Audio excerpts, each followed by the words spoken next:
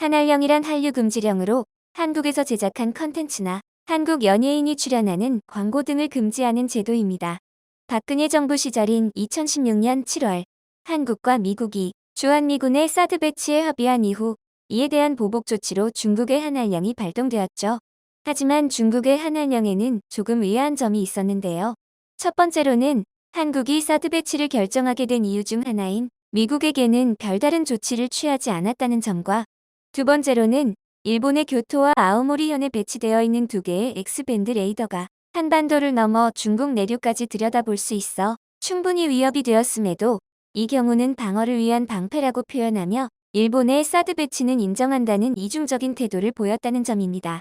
그렇다면 중국이 한알령을 시행한 진짜 속셈은 무엇이었을까요? 바로 폭발적으로 성장하는 한류의 위협 때문이었습니다.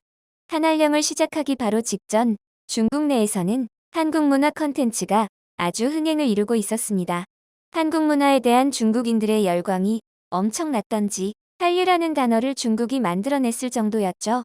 중국은 자기네 문화가 최고라는 중화 사상이 강하고 자존심이 센 나라였지만 한류가 들어오면서 차디찬 현실을 맞이한 겁니다. 실제로 지금도 GQ 차이나 12월 표지 모델이 이동욱이 된 것을 보고 이동욱이 싫은 건 아닌데 왜 한국인이 모델이냐는 댓글이 달리고 중국 아이돌 팬클럽이 한알령을 푸는 것을 극구 반대를 하는 것을 보면 중국인들의 한류에 대한 두려움을 알 수 있었죠. 중국의 문화가 한국을 따라잡기에는 역부족이었다는 걸 깨달았는지 이대로는 한류를 받아들이면 저 밑으로 가라앉아버릴 중국의 문화를 걱정해 한국 문화에 철문을 걸어 잠근 것입니다. 그래서 전문가들은 이 사태를 두고 사드는 핑계였을 뿐 한국을 견제하기 위해서는 한알령은 언젠가는 이루어졌을 거라고 얘기합니다. 중국의 이런 어이없는 한알령으로 인해 고스란히 피해를 본 건 한국이었죠. 한알령이 본격적으로 시작된 후 아이유와 이준기가 주연인 중국 원작의 보보경심녀를 끝으로 한국 작품은 중국 내에서 발자취를 숨겨버렸고 이민호 전지현 주연의 푸른 바다의 전설도 중국에서 방영되지 못했을 뿐 아니라 송중기도 중국의 스마트폰 광고 모델에서 하차하는 등 경제적으로 큰 타격을 입었습니다. 그리고 그뿐만 아니라 중국의 언론에서는 사드 배치를 놓고 한국인이 김치 먹고 정신이 혼미한 것이냐부터 시작해서 중국으로 여행을 온 한국 관광객들에게 욕을 하거나 태극기를 찢는 등 혐한까지 했다고 하니 얼마나 문제가 심각했는지 아시겠죠? 하지만 얼마 지나지 않아 전세가 역전되기 시작했습니다. 오히려 한알령으로 중국은 문화쇠퇴의 길을 걷게 되고 중국 자본이 빠지고 나니 한국의 컨텐츠는 세계로 더 힘차게 뻗어나가기 시작했습니다. 중국이 문화에 빗장을 걸어 닫고 있는 동안 한국은 컨텐츠 퀄리티를 높이는 데에 집중했고 결국 BTS, 기생충, 오징어 게임 등 전 세계에서 인정받는 막강한 컨텐츠로 돌아온 것이죠.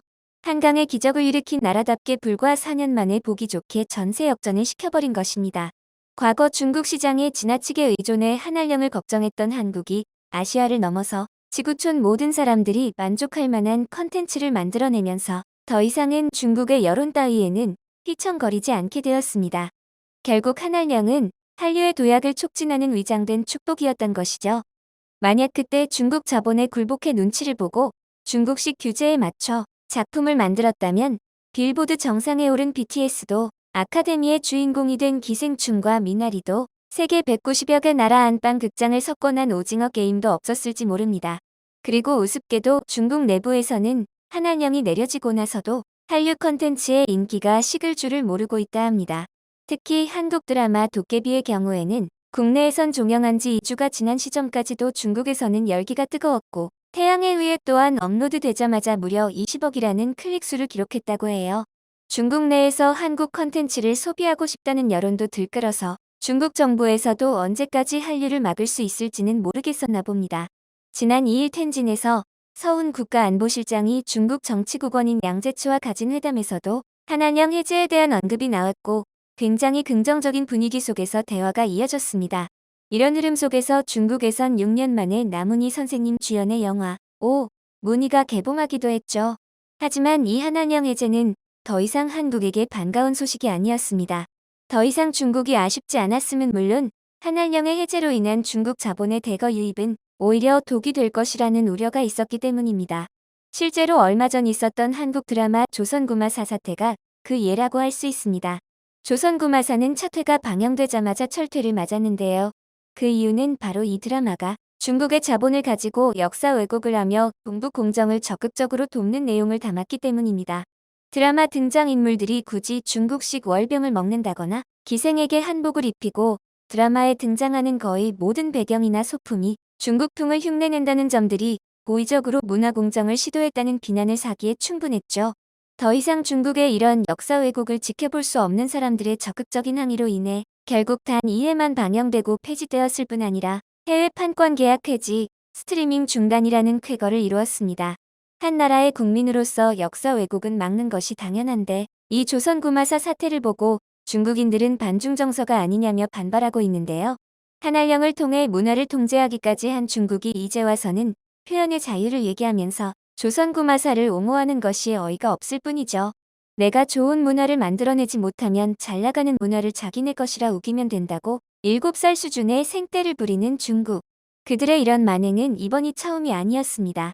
넷플릭스가 유명해지는 데에 톡톡히 한 몫을 한 드라마 킹덤에서 한국의 전통적인 의상과 가시 해외에서 끝내주는 모자라며 유명해지자 유성하원이라는 드라마를 통해 한국에서도 유명한 중국 배우 우시쩌가 중국의 트위터인 웨이보의 갓의 기원은 중국이라는 말을 한 것입니다.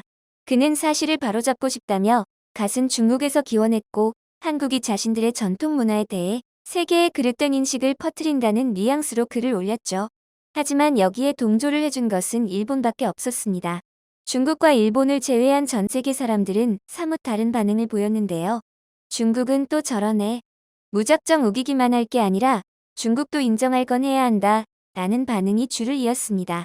이런 해외 반응에도 불구하고 중국은 한국의 소중한 고유 문화들을 자신들의 것이라고 지속적으로 우기기 시작했습니다. 한국의 전통 의상인 한복은 중국 명나라에서 시작된 것이라며 중국 드라마, 예능 프로그램의 차례대로 한복을 출연시키기도 했죠. 심지어는 조선시대 때 한국은 중국의 속국이었으니 한국도 중국 거라고 하며 한푸 부흥 운동까지도 벌였습니다. 현재 중국의 10대, 20대를 칭하는 닝닝하오는 세뇌적인 수준으로 받은 애국 교육 때문에 극단적인 애국심에 빠져 원래 세계는 중국의 것이었으며 오히려 다른 나라들이 자신들의 것을 빼앗아간 것이라고 생각하며 분노를 하고 있다고 하네요. 하지만 문화의 힘이란 정말 큰 것이었는지 세계적인 월드스타 BTS가 가장 좋아하는 무대 의상이 한복이라고 답변하면서 세계의 한복이 한국의 것이라고 확실히 인식되기 시작했습니다. 이를 보고 화난 중국인들이 분노를 표출했지만 해외 사람들이 오히려 한국을 옹호하자 중국 정부도 자국민들에게 과도한 집단적 분노를 자제할 것을 촉구하며 꼬리를 내렸죠. 우리도 더 이상은 중국의 문화 공정을 어처구니 없는 소리라고 넘겨버리지 말고 적극적으로 한국의 문화를 지켜나가야 할 것입니다. 여러분의 소중한 의견을 남겨주세요. 바쁘시더라도 구독과 좋아요 부탁드립니다. 지금까지 코리아주모였습니다. 시청해주셔서 감사합니다.